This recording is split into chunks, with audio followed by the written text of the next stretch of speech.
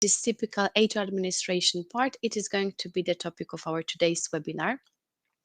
I can see that we are gathering, so I see few of you already participating in the meeting. I hope that several more people are going to join us in a moment. Usually for the very beginning of the webinar, because of the fact that I can't hear you, I can't see you, I'm asking the typical question, like a technical question even, which is connected with your confirmation. Please tell me if you can hear me, if you can see me, so that I could know that I can move on, and not only that I'm talking to myself. So you can have this place in chat to add any other any type of the comment. So if you could only add information whether you can hear me, see me, that would be wonderful, because I would know. Yes, great, thank you very much, Julia.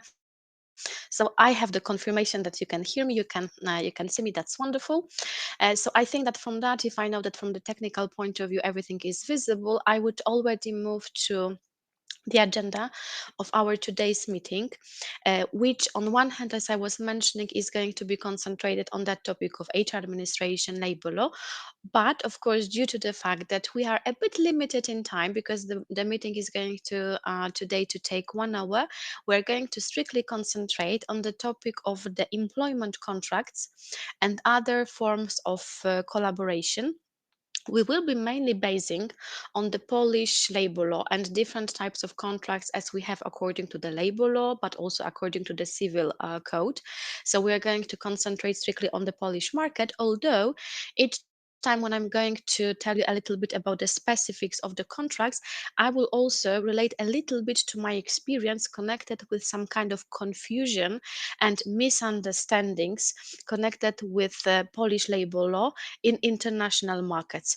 So sometimes I will be just pausing a little bit and telling you that that particular provision, that particular rule in the Polish labor code can be misunderstood by international markets, which is of course connected with the specifics of different kind of rules and different kind of articles as we have them in different kind of European and of course also non-European markets.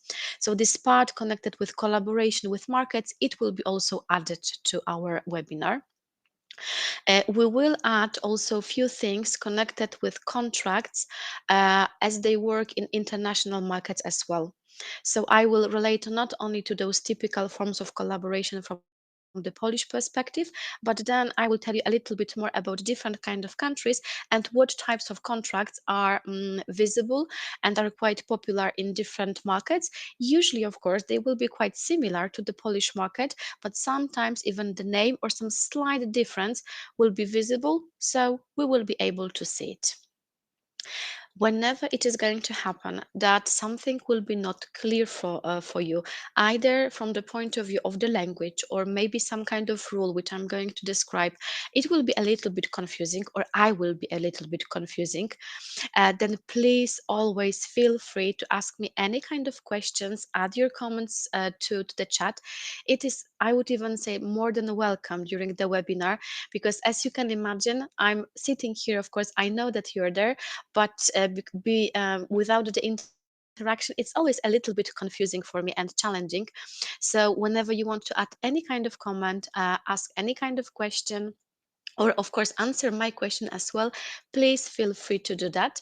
I believe that it is also the possibility to practice a little bit the language, maybe not in that typical oral and interactive version, but at least you can add something to chat, which I would also say is a little bit more secure and safe, because you don't have to show yourself, but you can always put there some kind of comment. So really, please always feel free to do that.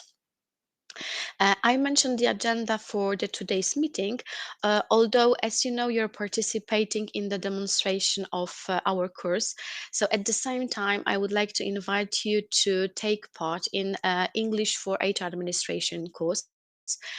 This is the set of the trainings, the set of the meetings, which are strictly dedicated to all the particular points connected with the labor law, not only the contracts that we're going to mention today, but also any other rules. That's why normally during the course, which is taking 4 months, and consist of 16 meetings altogether. You have the topic of the employment contracts. There is also the topic of absence management, working time rules, so different kind of systems as we have them in Polish and international markets. We have also the topic connected with parenthood privileges, which are not so obvious for international markets. So usually during the course when we are touching this particular topic, we also have different kind of simulations in which you can be both in the role of the HR administration specialist, in the role of foreign employee, where the HR administration specialist is explaining the rules of parenthood, like maternity leave, parental leave, to the foreign employees for whom really all these rules are really very challenging. Although probably I should even say that right now the Polish labor law is generally very challenging. I don't know if you agree with me in that area, although this is really my opinion, that with the amount of changes, it's really a bit confusing right now how to even interpret the Polish labor law. So, of course, if you wish even to comment on what I said a second ago, please add any kind of comment to the chat, and I will see what is your opinion in that area as well. The other part of the course itself is connected with terminations.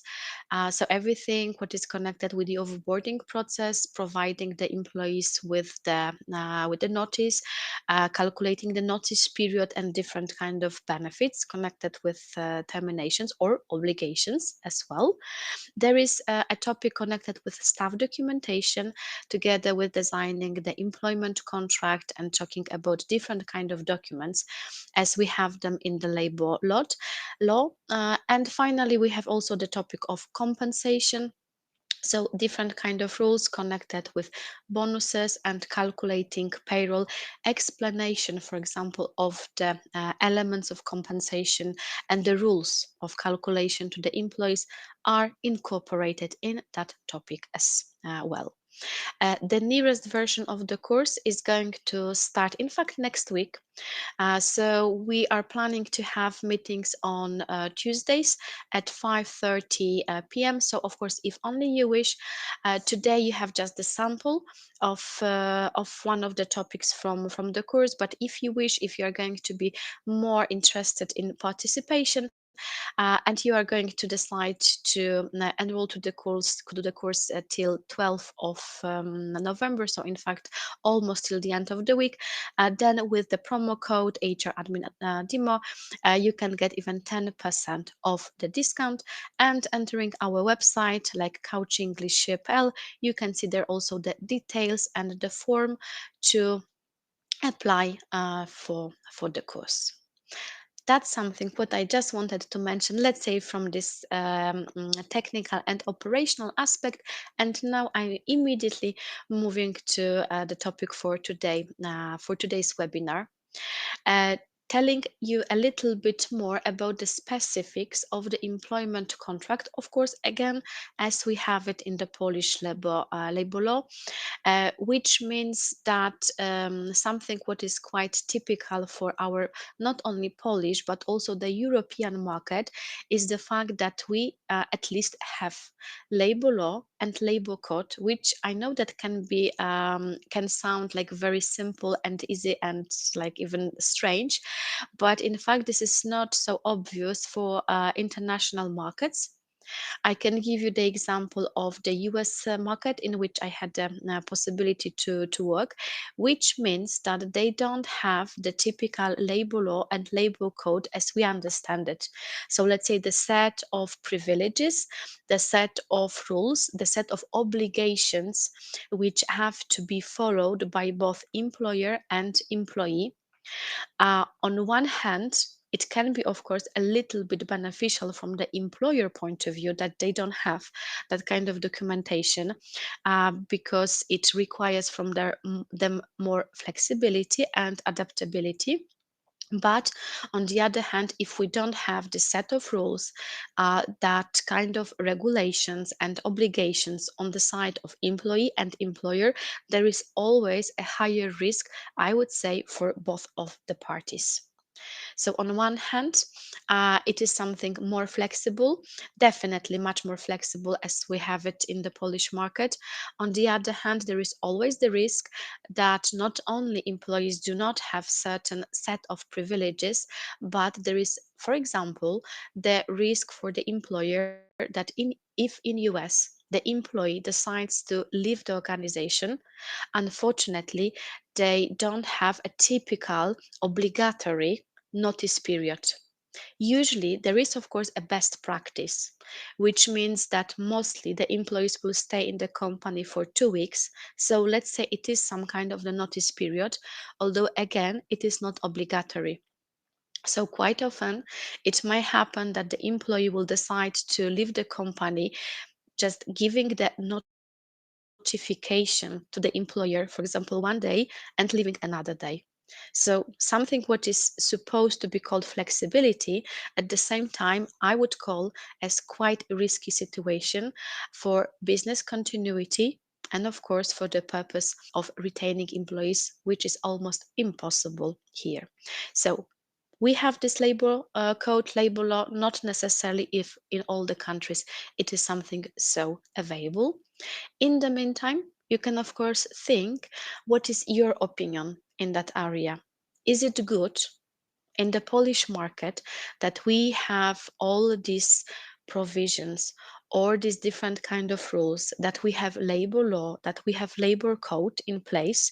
Is it something beneficial both for employee or employer, or maybe we could probably a little bit change the rules that we have? So that can be the question to you. If only you wish, you can add your comments there. Especially, again, if I said at the very beginning that in my personal opinion, the Polish labor law is quite complicated. So I'm wondering what you think about it. Is it really so complicated, or maybe this is something so easy and so beneficial for both parties, employee, that we should just follow that? So I'm leaving you for the moment with that question. And of course, again, if you wish, you can add your comments there. In the presentation itself, you can see also quite a typical word if we're talking about both legal and HR English, the word abide. So if I'm going to say that both employer and employee have to abide the rules, in other words, it means follow the rules, or we can also say observe the rules. So the word observe not only means that I see somebody and I'm looking at that person, but it also means that if there are some certain rules, I have to make sure that I will do everything in line with those rules. So I will follow them, I will abide them, or I will observe them. Another thing which is quite specific for the Polish regulations, and we have to remember that working internationally, is the fact that we have also quite specific social security system. Most typically, we have, of course, medical care, and I don't mean, of course, this private medical care, which is typical for the benefits, but I rather mean this, of course, national or public one. So, usually, when we talk with the international audience, we also have to explain that to them, that whenever somebody is going to receive from us the employment contract, they are going to be under the security of social system in the Polish market, which means that they are eligible, so they have the right to use all the privileges connected, for example, with the medical service. So it is usually something what requires explanation to foreign employees who are coming to work in the Polish market. And another thing, which is usually requiring some explanation to the foreigners, is connected with the fact that once the employee is going to receive the employment contract, not only this particular person, so the employee themselves, are going to be under the social security, but if only they wish, their family, so for example, wife, husband, and kids, they can also be under the social security system because of the employment of this one particular person. So that is also something which usually we can share with our foreign employees who want to work in the Polish market, because not necessarily it will work exactly the same in international markets. I would also say that another rule which is quite specific for the employment contract in the Polish market, these are the rules related to absences and working time, because we have, at least again, this is of course my opinion, we have quite a lot of different kind of absences, quite a lot of leaves. Some of them are really very specific for the Polish market, and even if we have the English translation of these different kind of leaves, not necessarily when you're going to talk with the international audience, even with people from the UK or from the US, if you're going to use some specific name of the leaf, it is going to be understood by them, despite the fact that from the English point of view, you are going to use the proper name, of course. So the complex rules connected with absences, managing the leaves, it can be also something a bit challenging if we're going to talk about international collaboration and communication. And one more thing, which I would mention as quite specific for the Polish labor law, and I remember that it was a little bit confusing to explain those rules to managers from the foreign divisions, are the rules regarding terminations, because most probably we can think about some specific attributes of the Polish contracts and some kind of the rules which we have if we want to terminate the contract with the employee, which are not necessarily so typical in international markets. Right now, I'm just mentioning that generally, because further on, when we are going to talk about types of contracts, we will talk a little bit more in details what kind of specifics can be so confusing for the international audience. And moving on, still of course in the area of the Polish market, I believe that I would relate a little bit to the wider perspective of collaboration. And here I would also concentrate on the time period of several years in the Polish market, where 15, probably 20 years ago, it was quite typical and even natural to sign with most of the workers the employment contract. Of course, as long as it was according to some legal perspective. So the most popular form in the past connected with collaboration with different kind of people, it was employment contract. But of course, now we can probably observe the market and we can see more and more flexible forms of collaboration. So if we were to think about the typical aspects and typical qualities of the employment contract versus, for example, B2B, or maybe the civil contract, which is also quite specific in the Polish market, or specific task, umowa o dzieło, contract. I guess that here we can think about different kind of attributes by which we can distinguish employment contract from a different form of collaboration. So can we consider how we can recognize in practice if the person who wants to collaborate with us should have in fact employment contract, or maybe it's okay for them to have this B2B contract or civil contract. And I will pause for the moment here because I would love to have this question asked to you. So if you could think a little bit, if you could think for the moment about it, how can we recognize the specifics, the qualities, the characteristics of the Polish employment contract, and how can we distinguish, the word distinguish means rozróżnić, how can we distinguish employment contract from other forms of collaboration? So I'm having a look at the chat and hoping to see there some comments. So I will wait a moment, use that time to take a sip of water probably. And if only you wish, you can add your comments.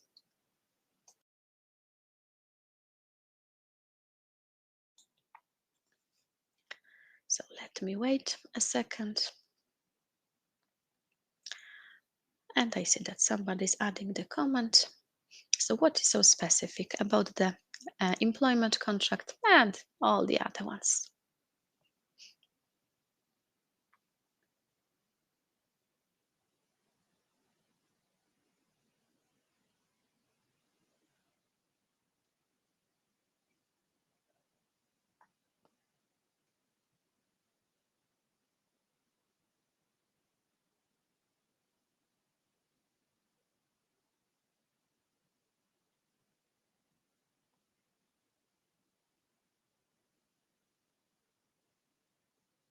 So still a second, waiting for the answers.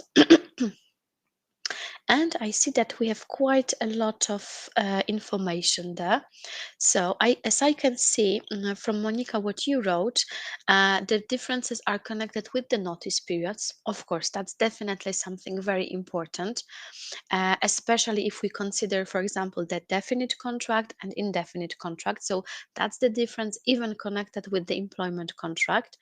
I can see the information about the contracts and the number of contracts we can sign with the employee.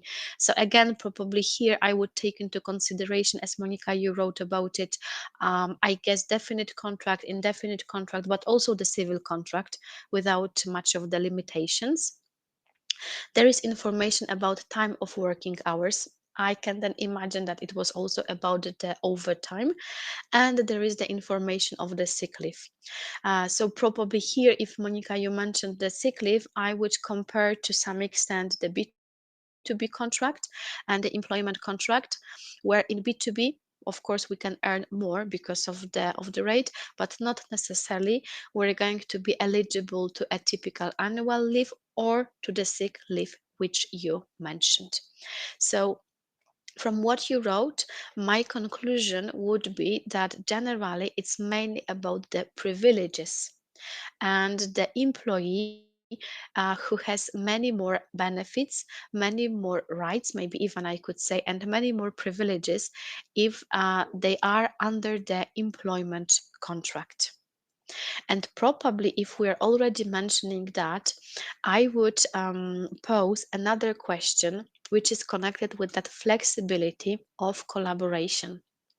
And I remember that few years ago there was the whole discussion, not only in the Polish market but generally in the European market, and I would even say that that discussion is still taking place.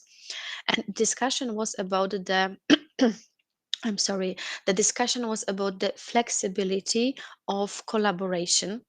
And there was the question, is it even possible that the employment contracts will either disappear or they will be really in a very minimal amount in the market? And instead of these employment contracts, we will have other flexible forms of collaboration, like, for example, this freelancing B2B contract. So, what do you think about it? Is it possible in the Polish market that employment contracts will not be so popular anymore, and they will either disappear from the market or they will be generally quite minimal in the amount, and instead we will have B2B, maybe we'll have more civil contracts, or maybe completely new forms of collaboration? Do you think it's possible?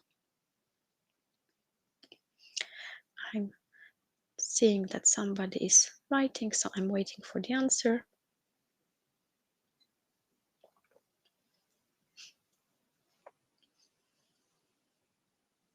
So no labor law, no labor code, no employment contracts, rather some flexible forms of collaboration.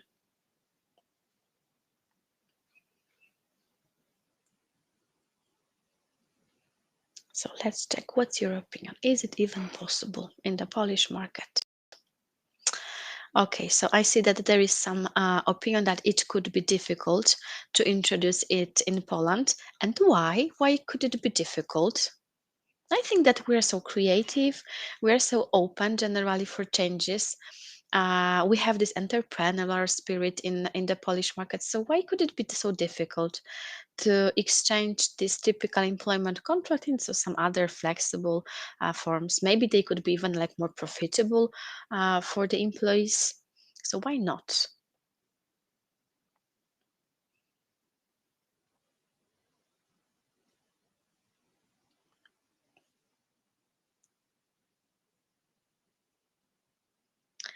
Okay, I see that there are two comments.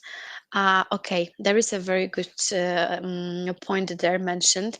Uh, Polish people are afraid of flexible forms of collaboration. Yeah, okay, there is a point in that. So probably it's connected with the fact that we're so used that we are secured by the employment contract that yes, I fully agree that it could be a little bit challenging. So that's one point. And I see that we have another comment. Okay, quite similar. So it's possible, but in next generation, now the most of people employees like employment contract. Okay, so it means that it's the same as getting used to some changes. That maybe for the very beginning, for now, we prefer this security, especially probably after pandemic, maybe time. So this employment contract will provide us probably with that security. Yes, there is also a very important aspect, so social care, definitely. We are the social country, so we have a lot of privileges connected with that social system.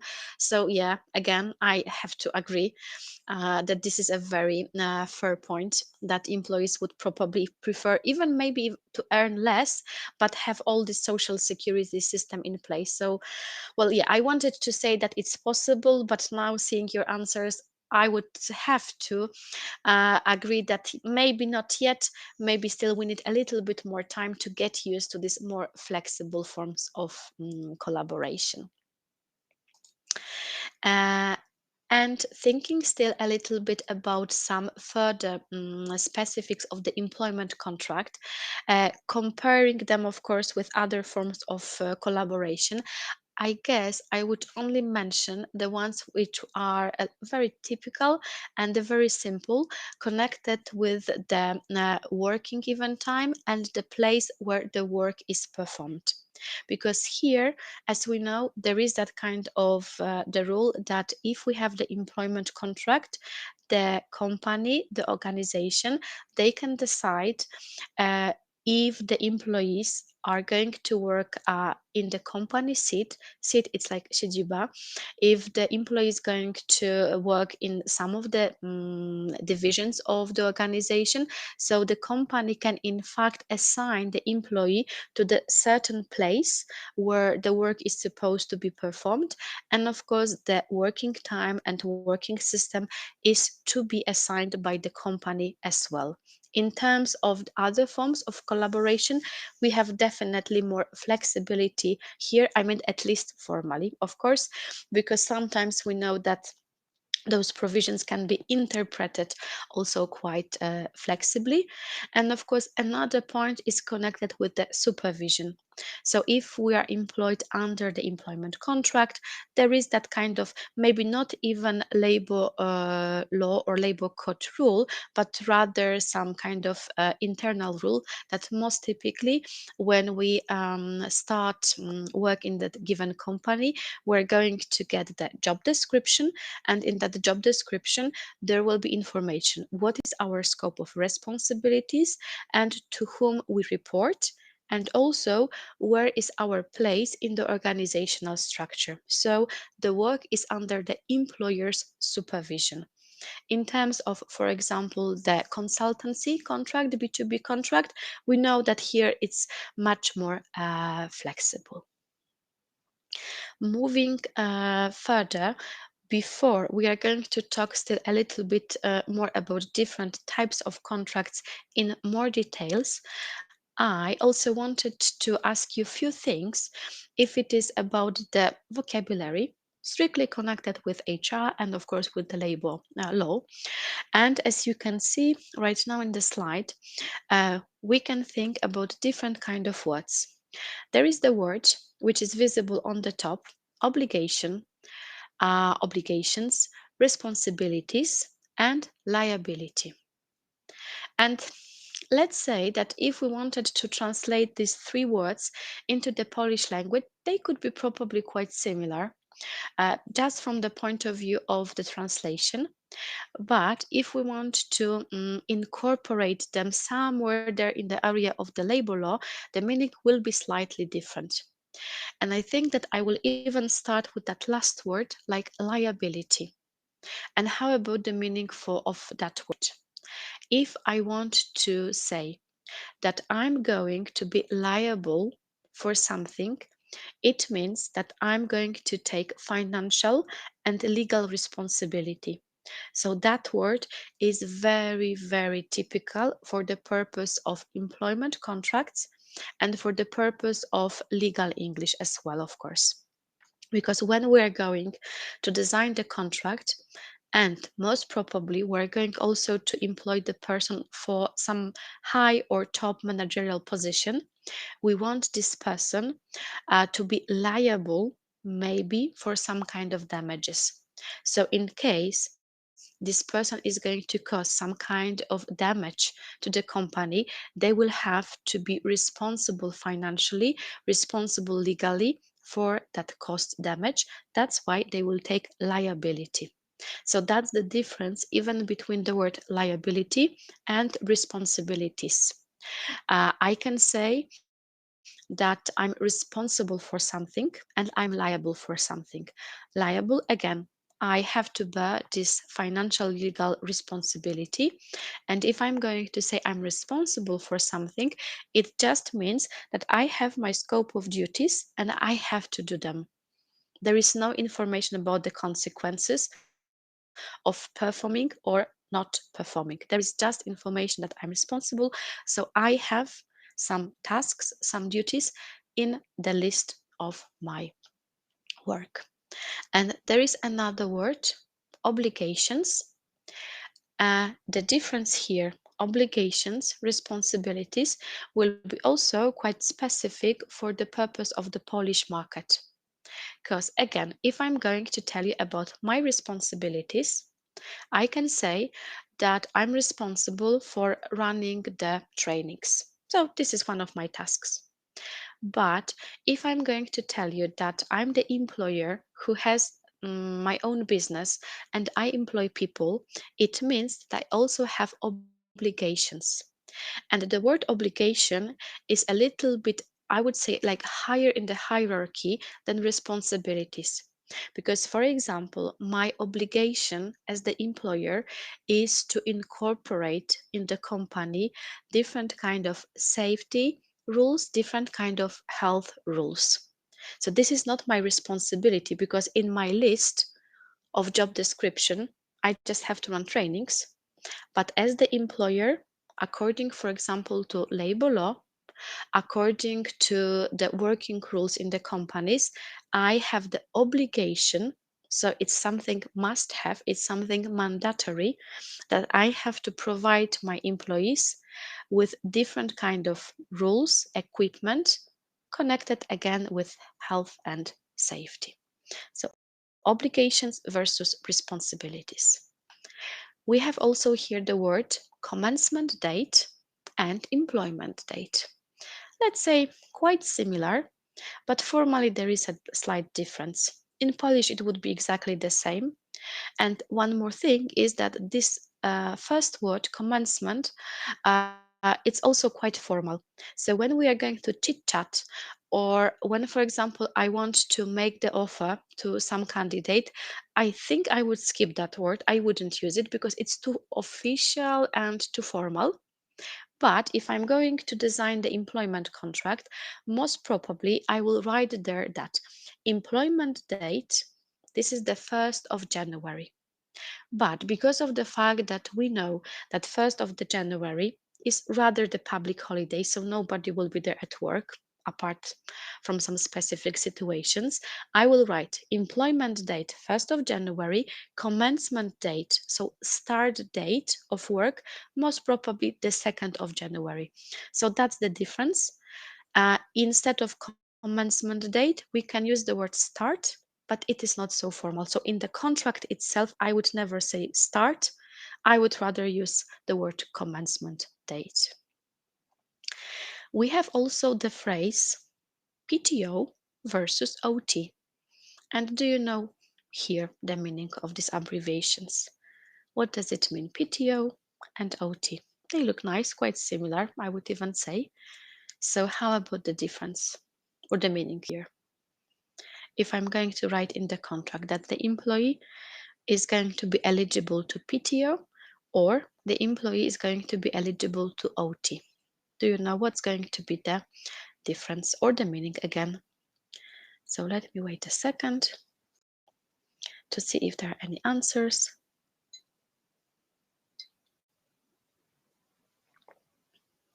PTO and OT.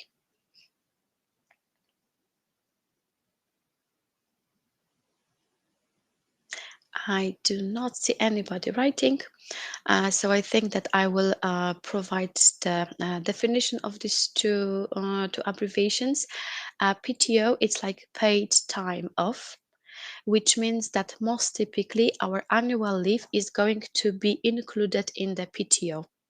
But of course, again, there is slight risk of interpretation, because in the Polish market, if it happened that in the contract itself we would write to the employee that they are eligible to PTO, we would say that they are eligible to 26 days of annual leave, which is specific for the Polish market.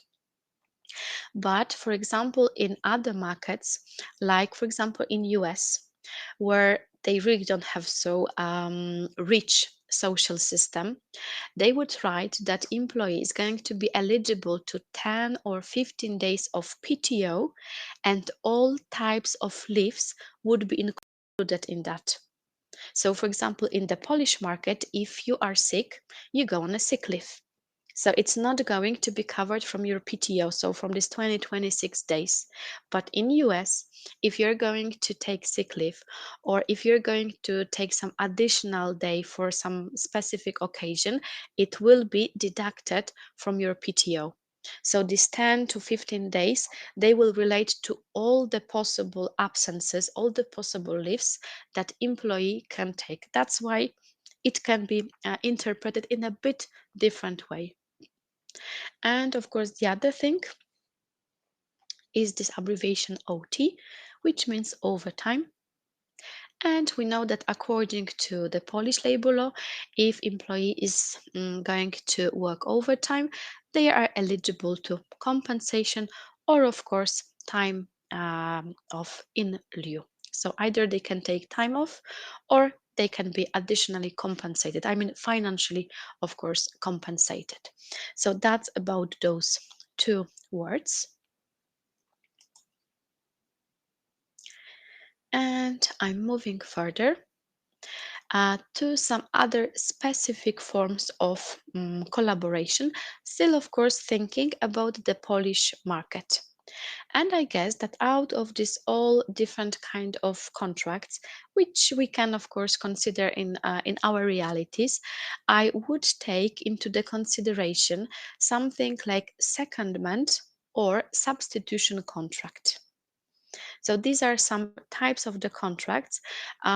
Specific or typical, I would say, not only for the Polish realities, but they are quite well known in different kind of countries, which means that substitution contract, it will be, in other words, the replacement contract, which means that, for example, if one of the employees is going to be on a long-term sick leave, another person can be employed for the given time period just to replace that employee who is on the sick leave. And this type of contract, this definite time contract, would be called substitution contract, or again, like replacement.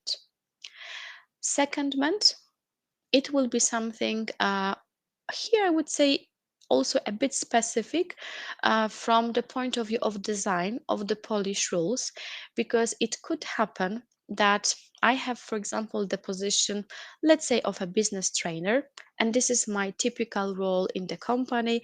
I have the employment contract and I have this type of the position and, of course, the scope of responsibilities.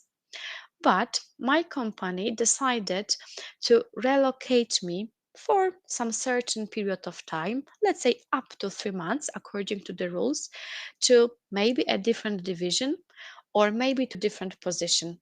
So for now, I'm not going to be anymore the business trainer, but let's say I would come back to HR and I would become the HR business partner, but just for the specific time period, which would mean that it would be secondment.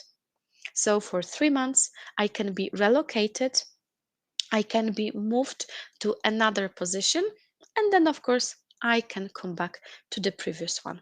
So it is so called secondment contract, substitution and secondment.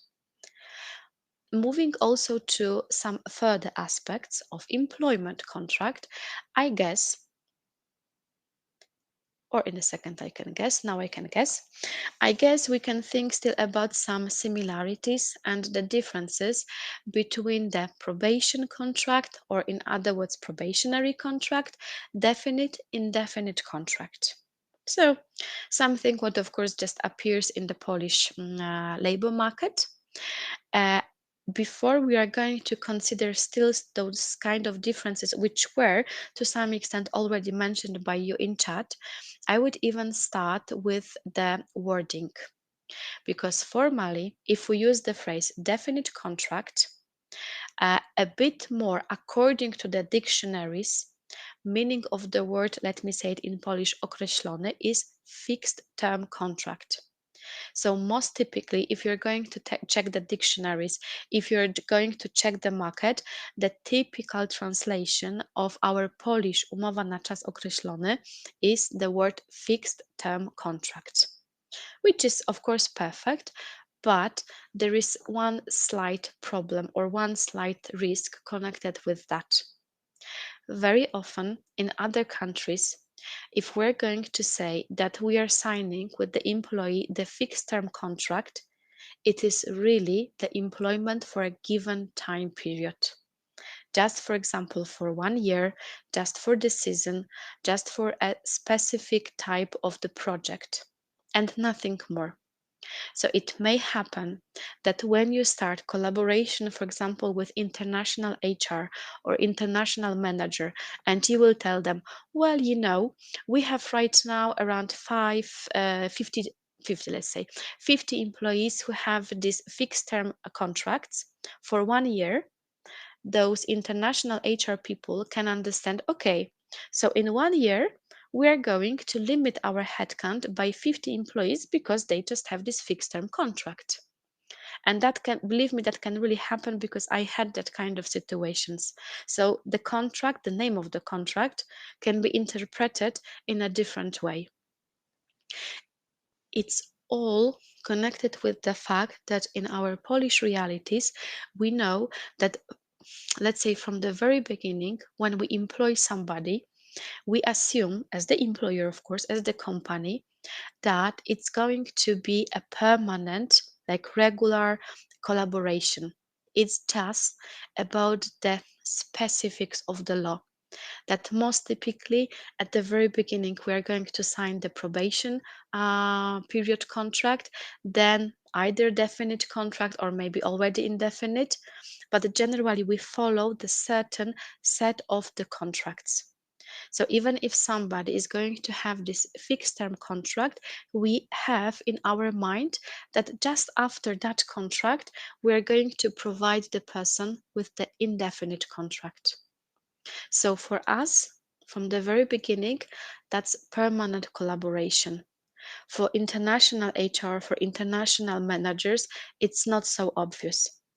And I did all this introduction just to mention that, in my opinion, a better word and not so confusing is definite contract. So the meaning, I mean, in translation is the same umowa na czas określony, but at least it is not so confusing as this fixed term contract. And then, of course, if we want to talk about the indefinite contract, it is going to be the type of the contract which doesn't have this limitation in terms of duration.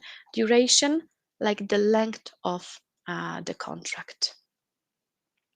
So probably that's something about these different types of the employment contracts. And I guess that we can still think about some differences between the definite and indefinite contract. So let me maybe pose that kind of the statement that one of the differences between definite and indefinite contract is that definite contract doesn't have so long notice period. So indefinite contracts have more has longer notice period, and definite contract has shorter notice period. Am I right saying that? So I would say that this is one of the differences. 2-week notice period in case of definite contract, and 1 month or maybe 3 months in case of indefinite contract. That's the difference.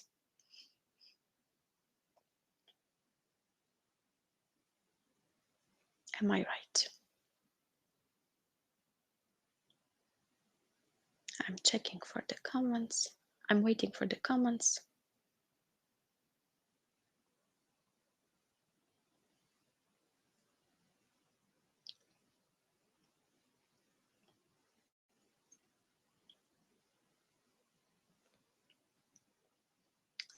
So the difference in the notice period.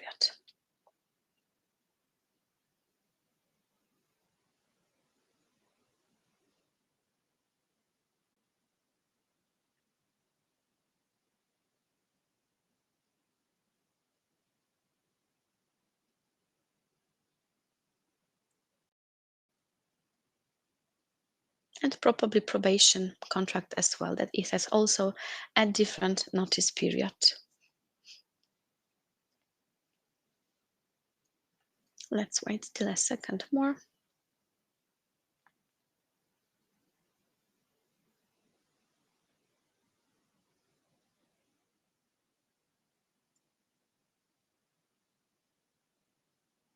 So 2-week notice period definite. Well, yeah, of course, my huge mistake that it doesn't work like that. So as Monica, you're writing, the notice period depends on the length of the employment. So depending on the tenure, depending on the seniority, doesn't matter if I have definite contract or indefinite contract, then as you're writing, I'm going to have a different notice period. So the change, which was, as far as I remember, introduced in 2016, because earlier we had that kind of difference between the notice period, and right now, as you're, Monica, writing, we have the similarity of the notice periods. So is there any difference then between the definite contract and indefinite contract? They have the same notice periods. Of course, like one is for some certain time period, there is duration, the second one doesn't have it. But are there any other specific differences between those two types of contracts? In Polish, of course, realities. I see that there is some other comment popping up, so I will wait again. Yeah, I wanted to comment that it, but let's say that in public I won't share my opinion. So yes, so as you're writing, the reason of the notice period, and here I would unfortunately say that this is something very, very, very confusing for the international audience, because most typically, whenever you want to terminate the contract with the employee, you can provide so-called grounds for termination, so reasons for termination, but they can be very general. So if you're going to tell to the employee that, for example, you lost trust to this person, it's okay. You can just say it. Of course, you need to clarify that, but in some kind of conversation, you don't have to have these documents, proofs of all the justification as we need to have it in the Polish market. I'm giving you the example from the market in which I live, because I live in Ireland, and here it's a little bit more flexible.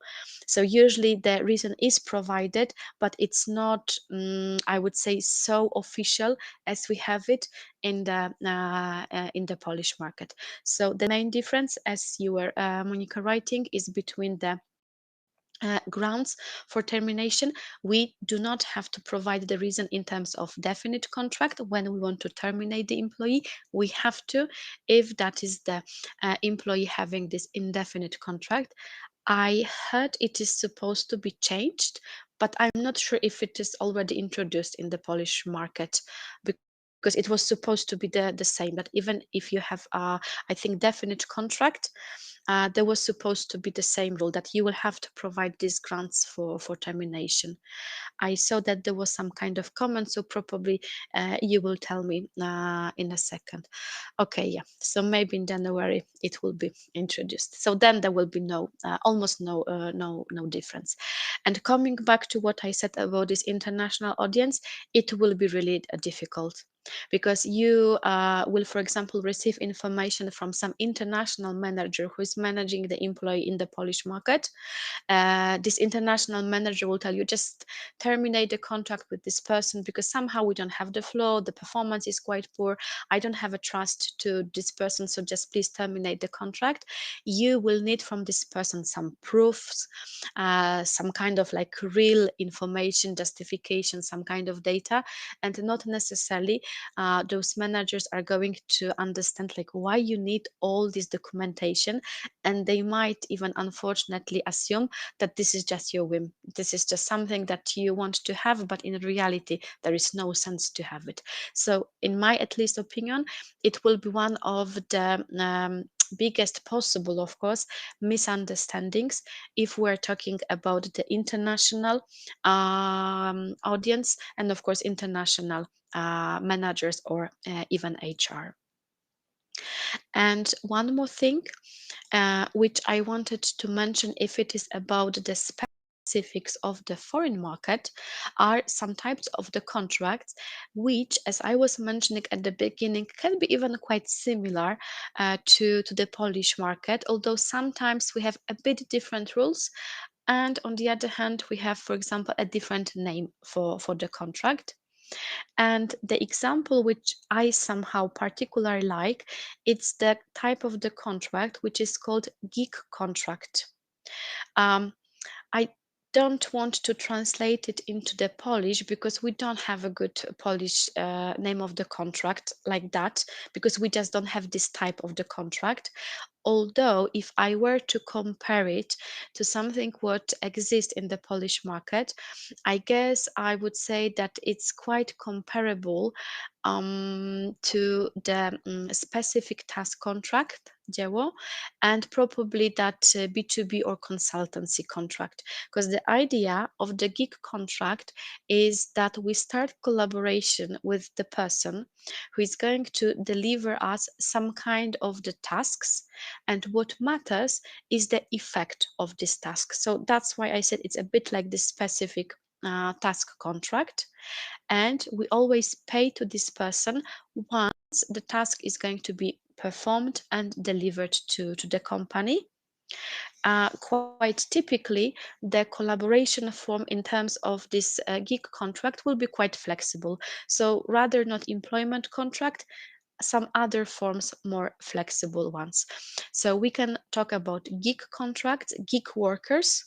And again, the specific is that it is going to be that kind of the contract where the effect is important. There is flexibility of working for different kind of companies, and the payment is done once the task is going to be performed and delivered.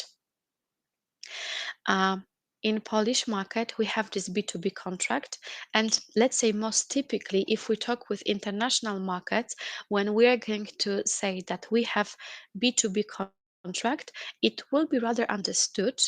So we are going to say that we are a sole trader, we are a freelancer, so we have B2B contract, but it might happen that not in all of the markets the word B2B contract is going to be understood. So sometimes we use the word freelancing contract, sometimes we say service contract, and another word, consultancy contract. So that consultancy contract, it will be exactly the same what we call in the Polish market B2B contract. And just one more type of the contract, which I want to mention, 0 hours contract, which is specific, for example, for the UK. I'm not sure if that is really something beneficial, because this is the type of the contract which is extremely flexible if we're talking about the number of hours, because hours are not guaranteed.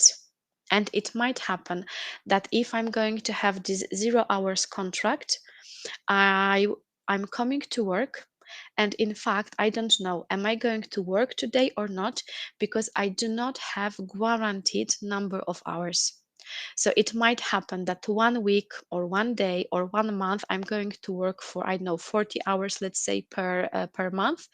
Another month I'm going to work 10 hours. Another month I'm going to work, for example, 100 hours, but I never have the guarantee of hours. So let's say something a bit similar to our civil contract, but definitely some quite flexible form of collaboration. In terms of these different kind of rules correlated with the labor market employment contract, I guess that's everything what I wanted to mention for today. Of course, in the presentation itself, you have a little bit more of information. So what I'm going to do after the meeting is that I'm going, of course, to download the presentation, and each of you is going to receive it. So you will have all this information which I was mentioning. Of course, I was adding my own comments, but some more elements connected, for example, with the specifics of task contract versus the civil contract, the benefits of B2B contract. So in the presentation itself, you will find a little bit more information.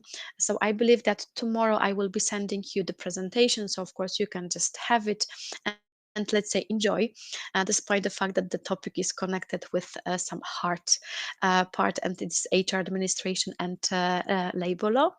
But of course, if you're, as I was mentioning at the very beginning, if you're interested in some further information connected not only, of course, with the employment contracts, but also the other rules of the labor law, done in a bit more interactive way, because of course the webinar is not so, I would say, open for interaction apart from chat. But if you want to talk a little bit more, have discussions, take part in those simulations, being in the role of HR person, employee, and generally, of course, elaborate much more and explore much more your English vocabulary in terms of HR administration, just please remember about this course, which we are going to start next week. I'm really sure that it can deliver to you a lot of value. And if only you wish, you can always participate in our webinars, because we organize at least once per month the free webinar on different topics. Sometimes on the topics connected with HR, sometimes trainings, coachings, different kind of topics. So always there is the possibility to gain some kind of additional and, of course, free knowledge. And apart from that, I also would recommend joining our fan pages on Facebook. We have two of them. One is more specific for business as it is, and the second is connected with HR. Uh, and I'm recommending that a little bit from the egoistic point of view, because I'm always writing on my own the articles. I'm adding there also information about some podcasts, which I'm very carefully checking. I'm adding there also the vocabulary, so you have just 3 dose of different kind of content in English. So I would also recommend you to participate in that fan pages regularly, of course. from my side, that's everything what I wanted to mention for today. If there is anything that you want to add, please go ahead. And of course, I'm inviting you to the further meetings.